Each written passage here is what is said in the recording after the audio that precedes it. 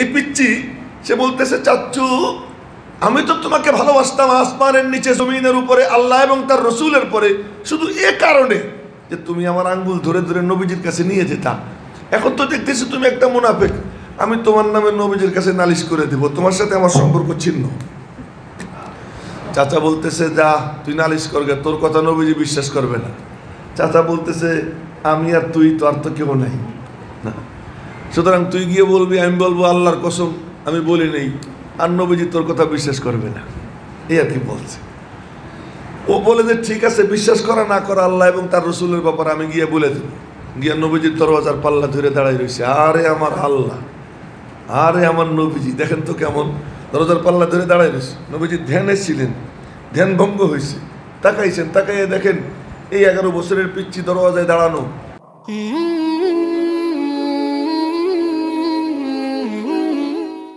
আসসালামু আলাইকুম রহমতুল্লাহি ওয়া বারাকাতুহু।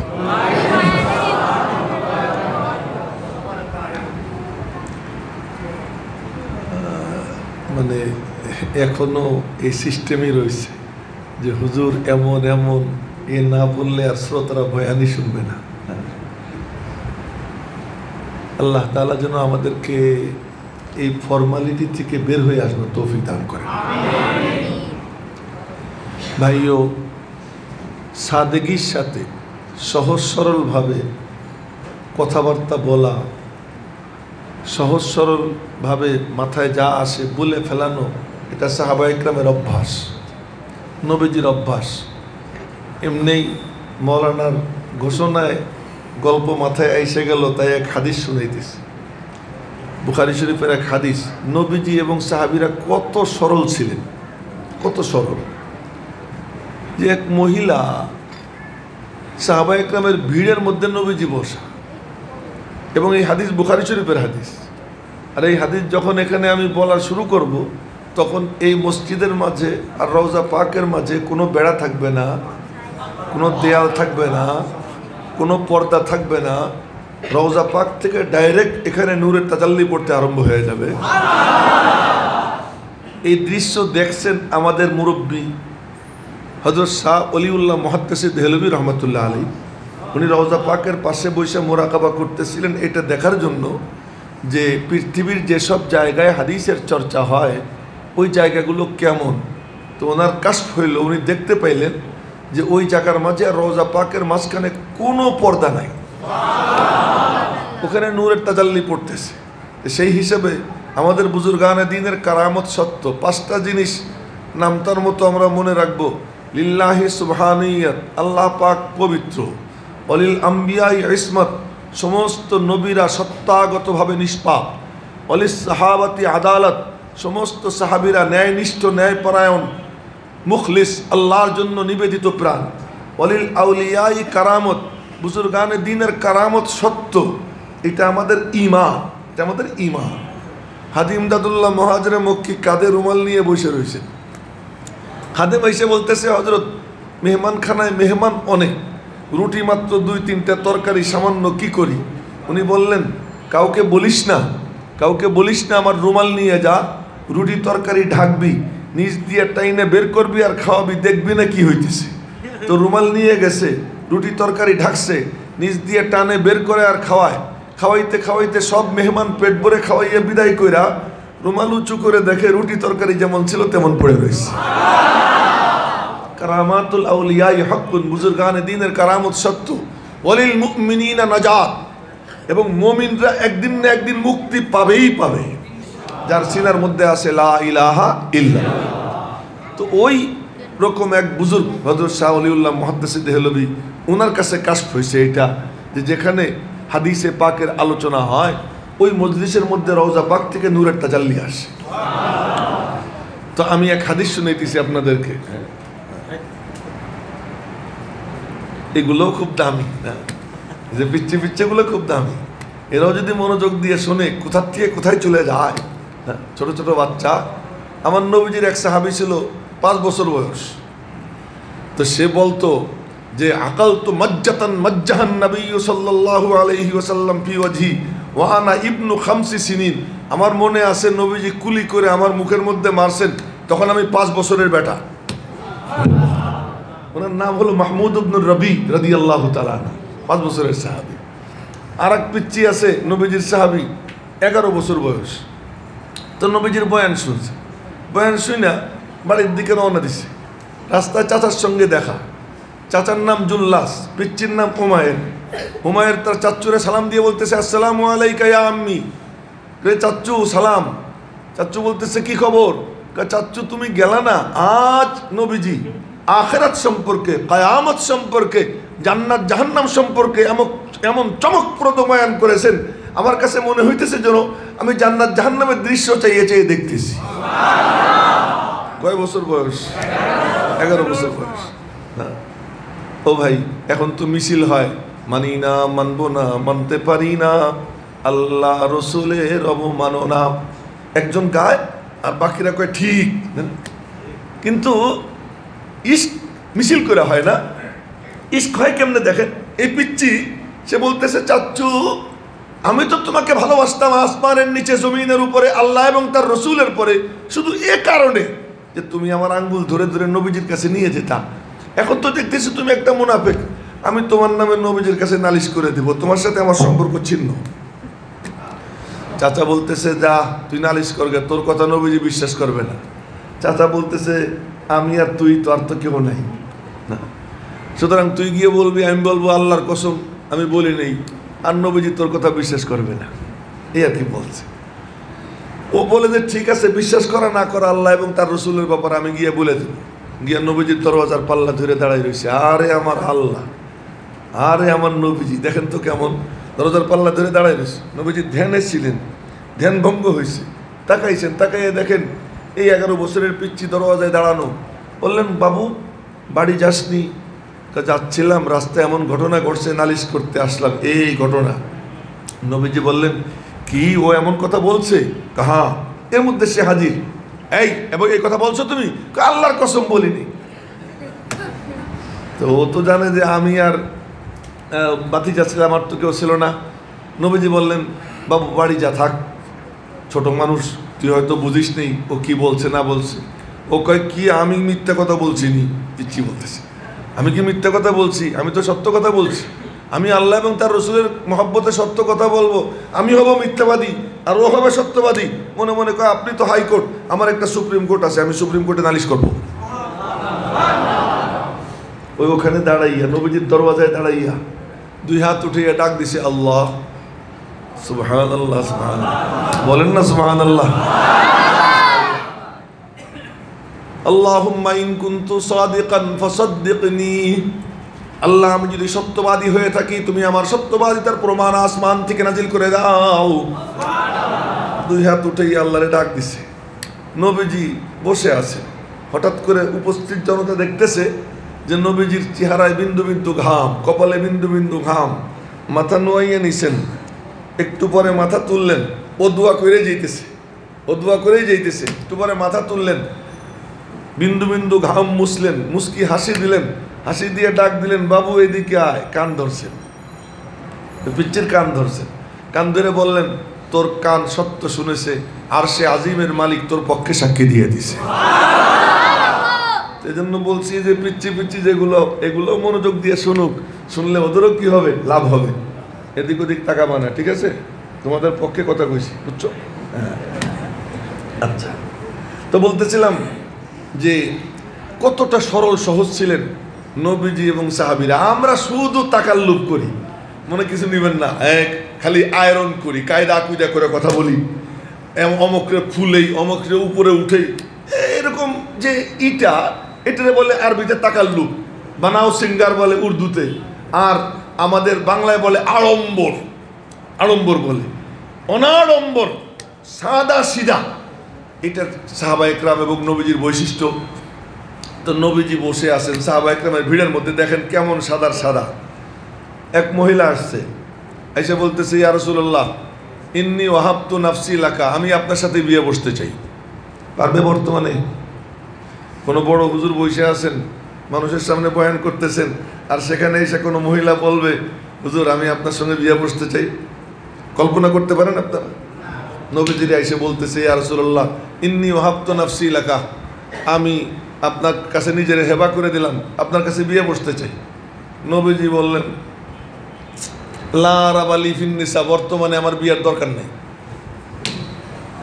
ওই মহিলা বললে বিয়ে বসতে চাই, নবীজি বললেন আমার বিয়ের দরকার নেই। লাভ দিয়ে এক সাহাবী দাঁড়াইছে, তারা বলে ইয়া রাসূলুল্লাহ ইল্লাম তাকুল্লাকা বিহা হাজা ফাযাওয়িজনিহা, আপনার যদি দরকার না থাকে আমার সাথে বিয়ে দিয়ে দেন। কি চমৎকার, কেমন সাদা। নবীজি বললেন বিয়ে করতে চাও, মোহর আসেনি? মোহর তো নাই। নবীজি বললেন আরে একটু টুকাই টাকাই দেখো না, কিছু পাওনি? নাই আমি জানি। একটু ঘরে গিয়ে খোঁজো, একটা লোহার আংটি হইলেও দেখো পাও কিনা। ঘরে গিয়ে খুঁজে টুজে আইসে ওয়ালা খাতাম মিন হাদিদ, লোহার আংটিও নেই। যখন এই কথা কইছে মুখ টুক কালা করে দাঁড়াই রয়েছে। রহমতুল্লিল আলমিনের রহমতে জোশ এসে গেছে, আখারে বেচারার বিয়ে করা দরকার, টাকা পয়সা নাই। বললেন এই মিয়া কোরআন শরীফ পড়া কিছু পারোনি? এইবার জজবা এসে বলে হ্যাঁ অমুক সূরা অমুক সূরা অমুক সূরা অমুক সূরা লিসওয়ারিন সাম্মাহা, অনেকগুলো সূরার নাম নিয়ে কয় এতগুলো সূরার আমি হাফেজ। নবীজি বললেন যাও যাও ওয়াজতুকা বিমা মাআকা মিনাল কোরআন, তোমার সিনায় যে সূরাগুলো আছে এই কারণে এই মেয়েটারে তোমার সঙ্গে বিনা মোহরে আমি বিয়ে দিয়ে দিলাম। সাদেগি, সহজ সরল না? এই সরলতা সাদেগি এটা নবীজির বৈশিষ্ট্য, সাহাবায়ে কেরামের বৈশিষ্ট্য। আল্লাহ যেন আমাদের মধ্যে এই বৈশিষ্ট্য পয়দা করে দেয় না। বাস মৌলানা বলতো যে ইয়াহিয়া মাহমুদ বয়ান করবে, ইয়াহিয়া মাহমুদরা সবাই চেনে, চেনেন না আপনারা? চেনেন? বাস হ্যাঁ তোমার বলছিলেন মাশাআল্লাহ। তো যাই হোক, সুতরাং এরকম আড়ম্বর করে বলার দরকার নাই।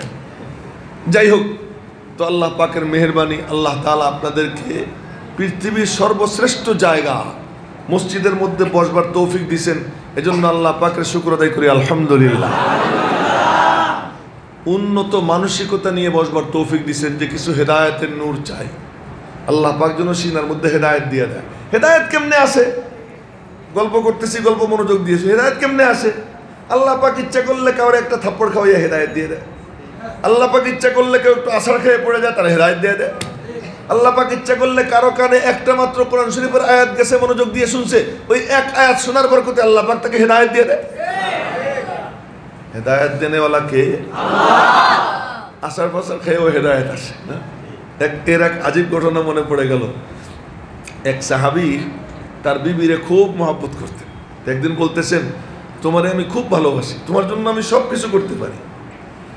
তা বিবি বলে কি সব কিছু করতে পারো? তো বলে কি আমার সামর্থ্যে থাকলে তোমার জন্য আমি সব করতে প্রস্তুত। তো ঠিক ঠিক, তাহলে তুমি আমার 3 তালাক দিয়ে দাও। শুনছেন? স্ত্রী কয় কি আমার 3 তালাক? তো বলো কি তুমি 3 তালাক? তোমার আমি এত ভালোবাসি, তুমি না বলছো আমার জন্য সব করতে পারো? যদি তাই হয়, তোমার কথা যদি সত্য হয়, তাহলে তুমি তো তালাক দিতে পারো, ক্ষমতা তোমার হাতে, দাও 3 তালাক দিয়ে দাও। তা আগামীকাল নবীজির কাছে শুইনে পরে দেব, আগামীকাল সকালে নবীজির কাছে শুইনে পরে দেব। পরের দিন সকালবেলা স্বামী স্ত্রী দুইজন ফজরের নামাজ পড়ে নবীজির দরবারে রওনা হয়েছে। বেশ কিছু দূর যাওয়ার পরে রাস্তায় স্বামী আছাড় খেয়ে পড়ে গেছে। আছাড় খেয়ে পড়ে গেছে, পা গেছে কাইটা। স্ত্রী তার কাপড়ের আঁচল ছিঁড়া তার পায়ে পট্টি বাঁধছে। পট্টি বান্ধা স্বামীরা উঠে কয় কি চলো বাড়ি যাই। কেন নবীজির কাছে যাবা না? কয় না, দরকার নেই। কয় এত কষ্ট করে আসলাম, যাবো ফয়সালা নিব, দরকার নাই, বাড়ি চলেন। কারণ কি বলো? কারণ বাড়ি গিয়ে বলবো, চলেন। বাড়ি গেছে। বলে কি কারণ? তুমি আমার স্বামী, এত বছর বিয়ে হয়েছে, আজ পর্যন্ত দেখলাম না তোমারে কোনো বিপদে পড়তে। আর আল্লাহ যারে ভালোবাসে তারে বিপদ আপদ দেয়, কিন্তু তোমার উপরে কোনো বিপদ আপদ দেখি না। তা আমার মন বলতেছিল আল্লাহ তোমারে ভালোবাসে না, কিন্তু আজকে যখন তুমি আছাড় খেয়ে পড়ে গেলা, তোমার পা কাটলো, বুঝলাম আল্লাহ তোমারে ভালোবাসে। তো কি হয়েছে? কোনো ওয়াজ নসিহত লাগছে? কথা কয় না, খালি কি একটু আছাড় খেয়ে কি পড়ে গেছে। আচ্ছা, এক ডাকাত বসে রয়েছে, ঘরে। পাশের ঘরে একজন কোরআন শরীফ তিলাওয়াত করতেছে। কোরআন শরীফ তিলাওয়াত করতেছে, তার মধ্যে একটা আয়াত, আলাম ইয়ানি লিল্লাযীনা আমানু আন তাখশা কুলুবুহুম লিযিকরিল্লাহ।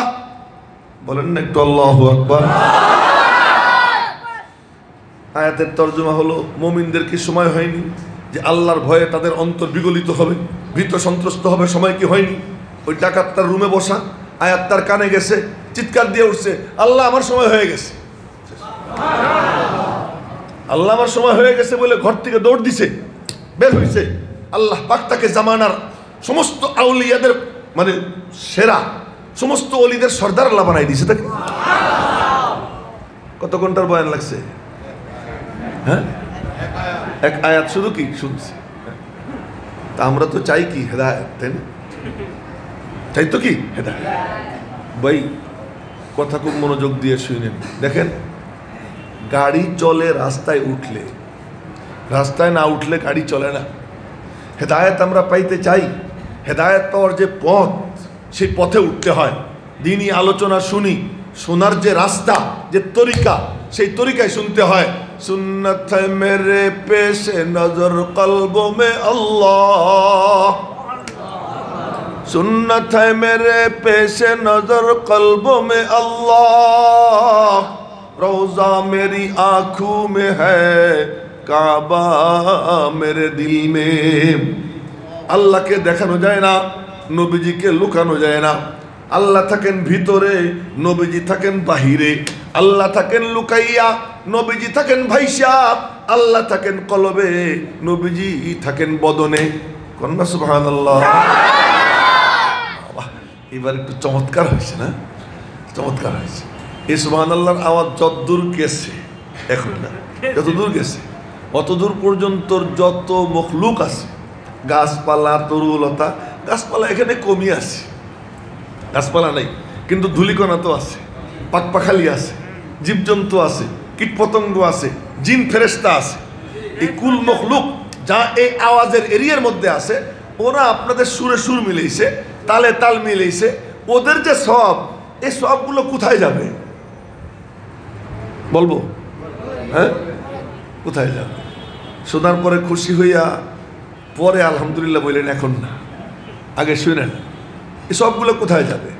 এই যত মখলুক আছে না, এই সমস্ত মখলুক কিয়ামতের দিন আল্লাহ পাক কুদরতি আসনে বৈশা 7 আসমানকে কুদরতি এক আঙ্গুলের উপর নিবেন।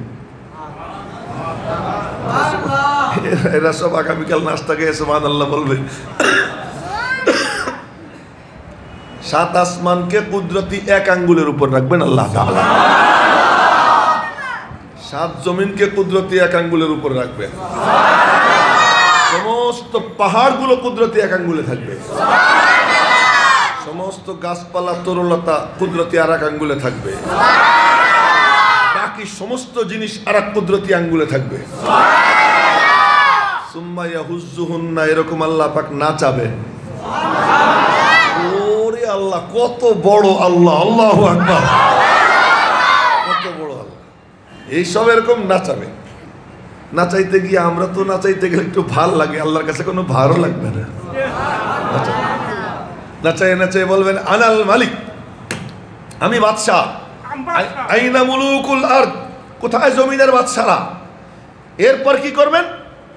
ইয়াতাকাব্বারুল জাব্বারু বিয়াদিহি, সবগুলোকে আল্লাহ পাক কুদরতি হাতের মুঠায় নেবেন। নেওয়ার পর একটা ডলা দিবেন, ডলা দিলে ময়দা হবে। ওই ময়দার একটা রুটি হবে। ওই রুটি আর গাভীর গোশত আর মাছ, এইটা ওই রুটির সাথে মিশাইয়া আল্লাহ পাক মেজবান, জান্নাতীরা মেহমান, আল্লাহ পাক নিজ হাতে খাবার পরিবেশন করবেন, প্রথম খাবার। এই সবগুলো তো জান্নাতীদের খাবার। আপনারা ইনশাল্লাহ জান্নাতে যাবেন না? ইনশাল্লাহ যাবেন। তার কারণ হলো আল্লাহ পাক দুনিয়াতে তো জান্নাতের বাগানেই বসাইছে না, মসজিদে এনে বসাইছে, তার কদমে সিজদা দেওয়ায়, তার নাম নেওয়ায়, জিকির করায়, কোরআনে কারিমের তিলাওয়াত করায়, কোরআনে কারিমের তিলাওয়াত শোনায়। আল্লাহ পাক উলামা ইকরামের সোহবতে যাবার তৌফিক দেয়। এই দ্বীনি পরিবেশে আল্লাহ পাক ঘোরাঘুরি করায়, কি খামাখা করায়। আল্লাহ পাক যখন এই ঘোরাঘুরি করাইতেছে, ফাআম্মা মান আতা ওয়াত্তাকা ওয়া সাদ্দাকা বিল হুসনা ফাসানুয়াসসিরহু লিল ইউসরা, রব্বুল আলামিন যাকে এই পথে চালাইতেছেন, আশা করা যায় আল্লাহ পাক তাকে জান্নাতে যাবারও তৌফিক দিয়ে দিবেন। সুতরাং সবাই তো ইনশাআল্লাহ, ইনশাআল্লাহ, ইনশাআল্লাহ আল্লাহ পাক আমাদেরকে জান্নাত দিবেন ইনশাআল্লাহ। ইনশাআল্লাহ জান্নাতে যখন যাবেন, এগুলো আপনারা খাবেন, আপনাদের খাবার। তো যেগুলো আপনাদের খাবার হবে, সেই জিনিসগুলোর সব যাবে কোথায়? যারা জিকির করতেছে, এই বনি আদম, এদের আমল নামা আল্লাহ পাক ওই সমস্ত মখলুকের জিকিরের সব দান করে দিবে। এই জন্য শুনলে একটু সুবহানাল্লাহ বললে তো কোনো ক্ষতি নেই না। এই জন্য যখন নাম আসবে একটু জোরে সোরে বলবো কি সুবহানাল্লাহ। তো কি কথা বলতেছিলাম দেখি, ছাত্ররা কেমন ছাত্র, কোন কথার থেকে এদিকে গেলাম দেখি কে বলতে পারে।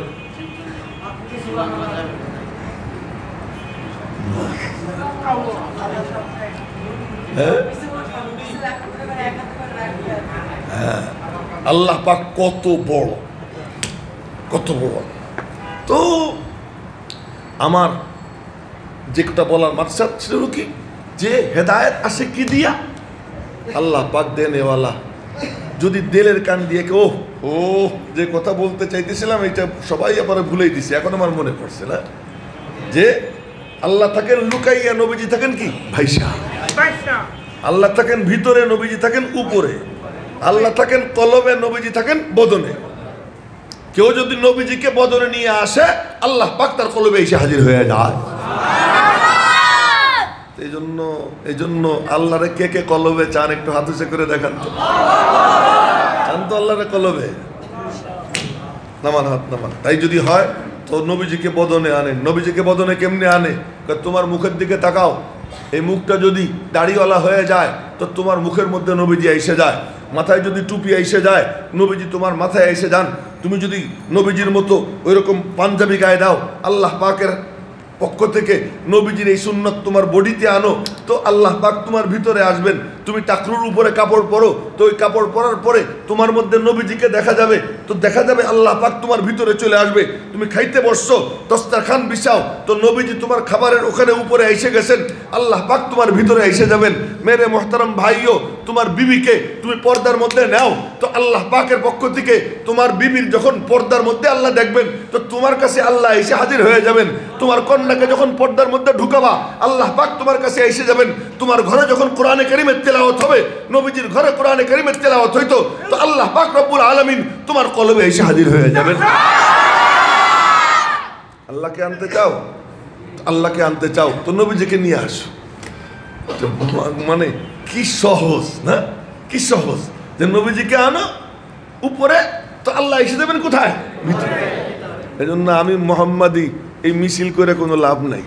মোহাম্মদী দেখা যায় না, মোহাম্মদী দেখা যায়। আচ্ছা, এবার একটা জিনিস লক্ষ্য করেন না, আল্লাহ এবং রসুলের মধ্যে সম্পর্কটা কি? মনোযোগ আছে তো? আল্লাহ বলেন না, উচ্চারণ করেন আল্লাহ। 4 অক্ষর, আলিফ লাম লাম হা, আল্লাহ। মুহাম্মদ কয় অক্ষর? কয় অক্ষর? আহমদ কয় অক্ষর?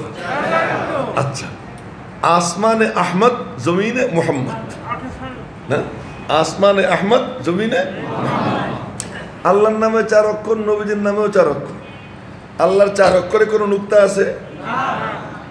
নবীজির 4 অক্ষরে কোনো নুক্তা আছে? আল্লাহর নামে 4 অক্ষরেও নুক্তা নাই, নবীজির নামে 4 অক্ষরেও কি নাই? নুক্তা নাই। আচ্ছা, এরপর একটা কালিমা বানানো হয়েছে, কালিমা না, লা ইলাহা ইল্লাল্লাহ মুহাম্মাদুর রাসূলুল্লাহ। অর্ধেক তাওহীদ, অর্ধেক কি রিসালাত। এই তাওহীদের যে পাঠ লা ইলাহা ইল্লাল্লাহ, এখানে গুইনে দেখেন 12 অক্ষর। কয় অক্ষর? মুহাম্মাদুর রাসূলুল্লাহ গুইনে দেখবেন এখানেও কয় অক্ষর? 12। তাওহীদের পাঠেও 12 অক্ষর, আর রিসালাতের যে অংশ তাতেও কি 12 অক্ষর। লা ইলাহা ইল্লাল্লাহর 12 অক্ষরে কোনো নুক্তা নাই, মুহাম্মাদুর রাসূলুল্লাহর 12 অক্ষরেও কোনো নুক্তা নাই। এখানেও নুক্তা নেই, ওখানেও কি নাই? নুক্তা নেই। লা ইলাহা ইল্লাল্লাহ হলো পাসপোর্ট, যা ভিতরে থাকে। মুহাম্মাদুর রাসূলুল্লাহ হলো ভিসা, যা উপরে থাকে। পাসপোর্ট দিয়ে কোনো ব্যক্তি কোনো দেশে ঢুকতে পারে না যতক্ষণ পর্যন্ত ভিসা না লাগে, সিল না লাগে। তুমি জানো তোমার বাড়ি কোথায়? তোমার বাড়ি হলো জান্নাত। বাড়ি কোথায়? জান্নাত। এই জান্নাতের বাড়িতে তুমি ঢুকতে চাও, ওই ঢুকতে হইলে তোমার একটা ভিসা লাগবে। সেই ভিসার নাম মুহাম্মাদুর রাসূলুল্লাহ সাল্লাল্লাহু আলাইহি ওয়াসাল্লাম। যে লা ইলাহা ইল্লাল্লাহ বলে কলবের মধ্যে তার কি এসে যায়? পাসপোর্ট এসে যায়। ওই পাসপোর্ট যার আছে, পাসপোর্ট নিয়ে সে ওখানে ঢুকতে পারবে না যদি ভিসা না লাগায়। সেই ভিসার নাম হলো কি? মুহাম্মাদুর রাসূলুল্লাহ সাল্লাল্লাহু আলাইহি ওয়াসাল্লাম। তো ভাই, আমি গল্প করতে করতে মেলা কথা বলে ফেলেছি না, এমনি মনে করছিলাম যে খুতবা পড়া তারপরে কথা শুরু করব। কিন্তু এমনি যখন গল্প শুরু হয়ে গেছে, গল্প চলেই বলি, চলেন আমরা কেমন আল্লাহর দরবারে আসছি, কেমন আল্লাহর দরবারে আসছি। যে নবীজি বসে আছেন, এক বুড়া আসছে, বুড়া এসে কয়, ইয়া রাসূলুল্লাহ, কি শুনছি কিয়ামতের দিন বলে বিচার আচার হবে, তো বিচারকের আসনে কে থাকবে? বুড়া জিজ্ঞেস করতেছে নবীজিকে। নবীজি বলেন, কে আবার? তোমার রব? আমার রব? বুড়া বলার আমার রব? জি। বুড়া কয় কি, তাহলে আমার কোনো টেনশন নেই। নবীজি বলতেছেন, কেন? আমি আমার রবরে চিনি। কি চেনো? ইন্না রাব্বি করিম ওয়াল করিমু মান ইযা কাদারা গফারা। আমার রব হলেন করিম, আর করিম ওই সত্তাকে বলা হয় যে ক্ষমতা পাওয়ার পরে ক্ষমা করে দেয়। আমার মালিকের আমার উপরে আজও ক্ষমতা আছে, ওই দিন ক্ষমতা আরো নিরঙ্কুশ হবে, আমার কোনো সন্দেহ নাই আমার মাওলা আমাকে মাফ করে দিবে। নবীদের সাথে গল্প করে জান্নাতের টিকিট পকেটে নিয়ে চলে যায়। এক বুড়া আসছে, এসে কই, ইয়া রাসূলুল্লাহ, কি জান্নাতে কি আঙ্গুর পাবো নি? জান্নাতে যাবো কিনা তা জিজ্ঞেস না, কি জিজ্ঞেস করে? জান্নাতে আঙ্গুর পাবো নি, তার মানে জান্নাতে আঙ্গুর পাবো কিনা এটা যদি নবীজি বলে দেন পাবা, তা তো জান্নাতে চলেই গেলাম। বুড়া মনে করে জান্নাতে আঙ্গুর পাবো কিনা? নবীজি বলেন, হ্যাঁ পাবা। আঙ্গুরের সড়া কত বড় হবে? নবীজি বললেন, তুমি একটা কাক এখানে ছেড়ে দাও, একটানা 1 মাস উড়বে, 1 মাস পরে তার উড়া যেখানে শেষ হবে, এই এত বড় একটা আঙ্গুরের সড়া হবে জান্নাতের। তোর বুড়া কই যে এই মুখ দিয়ে অত বড় সড়া কেমনে খাবো? যে এতটুক মুখ দিয়ে এত বড় আঙ্গুরের সড়া কেমনে খাবো? তো নবীজি বললেন, তোমার মুখ এতটুক থাকবে না, আল্লাহ তোমার আব্বা আদমের মতো তোমাকে 130 ফিট লম্বা বানাই দিবে। তাহলে ঠিক আছে। কেমন আল্লাহ আমার। আর এক আজীব ঘটনা আপনাদেরকে শুনাইতেছি। হযরত হাসান বসরি রহমতুল্লাহ আলাইহি, নাম শুনছেন তো? হায় হায়, মানুষ কেমনে বনে দেখেন। হাসান বসরির কেবল জন্ম হয়েছে, জন্ম হওয়ার সাথে সাথে তার অভিভাবক বাপ বা ভাই কোলে করে হযরত ওমরের কাছে নিয়ে গেছে রাদিয়াল্লাহু। তখন হযরত ওমর রাদিয়াল্লাহু তাআলা আনহু খলিফাতুল মুসলিমিন, হযরত ওমরের কাছে নিয়ে গেছে। আমরা তো গান বাজনা শুরু করে দিই, আর কোলে করে হযরত ওমরের কাছে নিয়ে গেছে। হযরত ওমর রাদিয়াল্লাহু তাআলা আনহু কাছে নিয়ে কয়, হুজুর এটা কোলে নেন। কোলে নিছে। কি জন্য আনছো? ওর মুখে প্রথম খাবার দিয়ে দেন। খেজুর টেজুর আনছো নি, মিষ্টি মুষ্টি আনছো নি? না, কিচ্ছু আনি নেই। তো কি দিব? আপনার মুখের লালা দিয়ে দেন। বলেন না সুবহানাল্লাহ। লালা কত পাওয়ারফুল না, লালা কত পাওয়ারফুল। হযরত ইমাম আহমদ ইবনে হাম্বল রাহমাতুল্লাহর বয়স যখন 12 বছর, ওই 12 বছর বয়সে বন্ধুরা একসঙ্গে গোসল করতে গেছে। তো অনেক বন্ধু বান্ধব 12 বছর আর কতটুকু দাঁড়া দিত।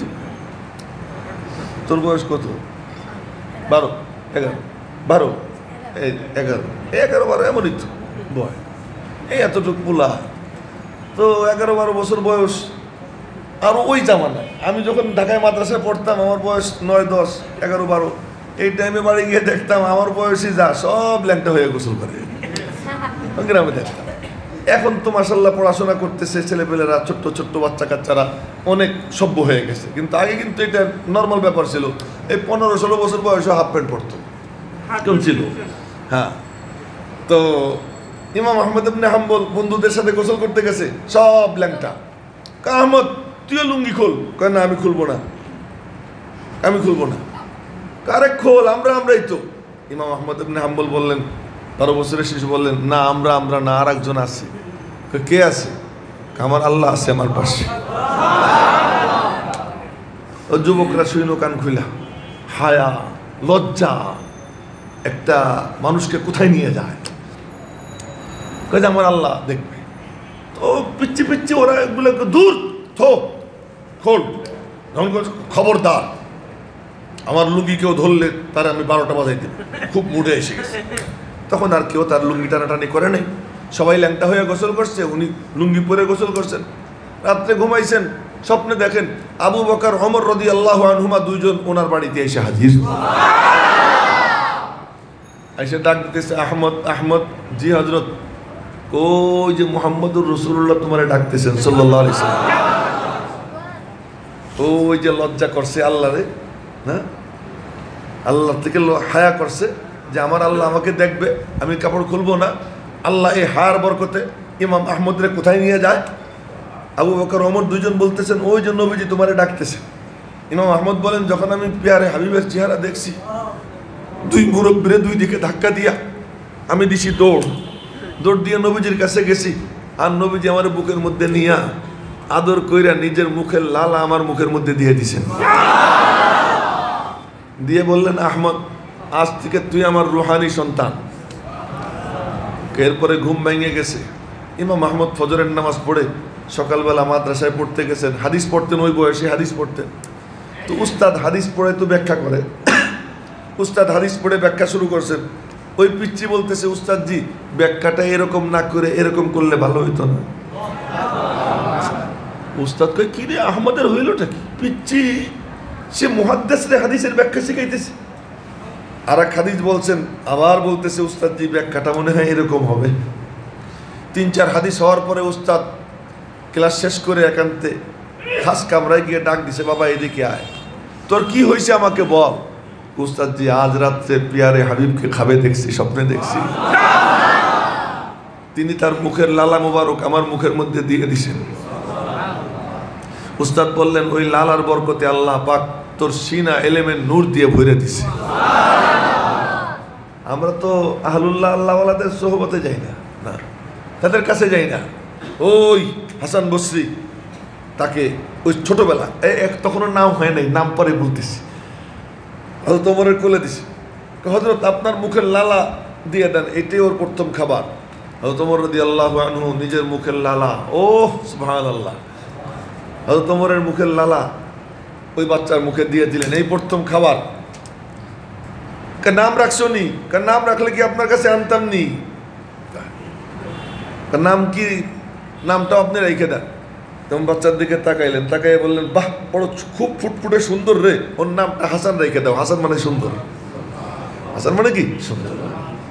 এই হাসান বসরির জামানায়, যুবকরা শুনুন, এই হাসান বসরির জামানায় একটা ছেলে ছিল, বয়স 17-18 বছর হবে। ওই যুবক, ওর বাপ অঢেল সম্পদের মালিক ছিল, বাপ মারা গেছে, অল্প বয়সে কোটি কোটি টাকার মালিক হয়েছে ওই ছেলেটা। এই জামানা হিসেবে কোটি কোটি টাকার মালিক হয়েছে। মা একমাত্র আদরের পোলা, তো মা কি করবে, তারে আদর করে বুঝায়, কিন্তু শোনে না। ওই অগাধ সম্পদ পাইয়া মদ, জুয়া, নারী, এই সমস্ত অপরাধের মধ্যে সে ডুবে যায়। মা হযরত হাসান বসরির কাছে যাতায়াত করতেন, বলতেছিলাম আমার আল্লাহ কেমন দেখেন। মা হযরত হাসান বসরির কাছে যাতায়াত করতেন, গিয়ে বলছে উস্তাদ জি হযরত আমার ছেলেটা তো নষ্ট হয়ে যেতেছে, কি করি? করে আমার কাছে নিয়ে আসো। অনেক বুঝাইয়া হযরত হাসান বসরির কাছে নিয়ে গেছে। হাসান বসরি রহমতুল্লাহ আলাইহি ছেলেটাকে অনেক বুঝাইছেন, কোনো বুঝ নেয় না, বারবার বুঝাইছেন, কোনো বুঝ নেয় না। তো মাও আর ওরে নিয়ে যায় না। টাকা পয়সা আস্তে আস্তে তো শেষ হইতেছে, শেষ হইতে হইতে নিঃস্ব হয়ে গেছে। নিঃস্ব হওয়ার পর কঠিন রোগে আক্রান্ত হয়ে শয্যাশায়ী হয়ে গেছে। আমার আল্লাহ কেমন দেখেন। একদিন বলতেছে মা কি মারে, এখন তো আমার যাবার মনে চায় হাসান বসরির কাছে, কিন্তু যাওয়ার মতো শক্তি নাই। এখন তো মনে চায় যে ওনার কাছে যাই, কিন্তু যাওয়ার মতো শক্তি নাই যে আমি যে হাইটে যাব, এই সামর্থ্য আমার নাই। মা তুমি গিয়ে হাসান বসরিকে বলো আমারে এসে তওবা পড়াই যান। মা বলতেছে কমিনা, তোরে এত উপদেশ উনি দিয়েছেন, তুই কিচ্ছু শুনিস নেই, আর এখন বুঝি তোর বাড়িতে উনি আসবে। মা তুমি জানো না, আল্লাহর ওলি তো, বললে আসবে, তুমি যাও, নবীজির ওয়ারিস আসবে, তুমি যাও। তো মা গেছে। তখন শত শত মানুষ আসছে হাসান বসরির তাফসির শুনতে। উনি তাফসিরের কিতাব মুতালা করতেছেন। এই সময় মা গেছে, গিয়ে সালাম দিয়া পর্দার আড়াল থেকে বলতেছে হযরত ছেলেটা তো একদম এখন মৃত্যু শয্যায় শায়িত, ও তওবা করতে চায়, আপনারে যাইতে বলছে। হযরত হাসান বসরি বললেন দেখো আমার যাইতে কোনো আপত্তি ছিল না, যাইতাম, কিন্তু আমার ইয়াকিন হয়ে গেছে যে ও কোনো কথা শুনবে না। যদি শোনার কোনো রকম আমার মনের মধ্যেই থাকতো, আশা থাকতো, আমি যাইতাম, কিন্তু শুনবে না। আর এদিকে এই লোকগুলো এসে আমার কাছে শোনার জন্য, যারা শুনতে এসে ওদেরকে বাদ দিয়ে ওর কাছে আমি কেন যাব? যাব না, যাও। মা চলে গেছে, গিয়া বলে যে বাবা তোর কপাল এতই খারাপ, উনি বলে দিছেন আসবেন না। এখন বলে কি, মা আসলে রে মা আমি খুব খারাপ রে, তা আমি তো মারা যাব কিছুক্ষণ পরে, তো তুমি এক কাম করো, মুসলমানদের কবরস্থানে আমার কবর দিও না, তার কারণ আমার কারণে অন্য মুসলমানরা কষ্ট পাবে, আমি খুব খারাপ। 2 নম্বর, মারে আমারে তুমি ঘরেই দাফন করো। 3 নম্বর, মা দাফন করার আগে আমার গলায় গামছা পেঁচাইয়া কুত্তারে যেমন টাইনে নিয়ে বেড়ায় মানুষে, আমার এরকম টাইনে নিয়ে বেড়াই, আমি কুত্তার থেকেও খারাপ। মারে এই 3টা নসিহত করছে। 3 নসিহত কইরা এরপরে মা দেখতেছে পোলা ঠোঁট নাড়াইতেছে, ঠোঁট নাড়াইতে নাড়াইতে দুনিয়ার থেকে চলে গেছে।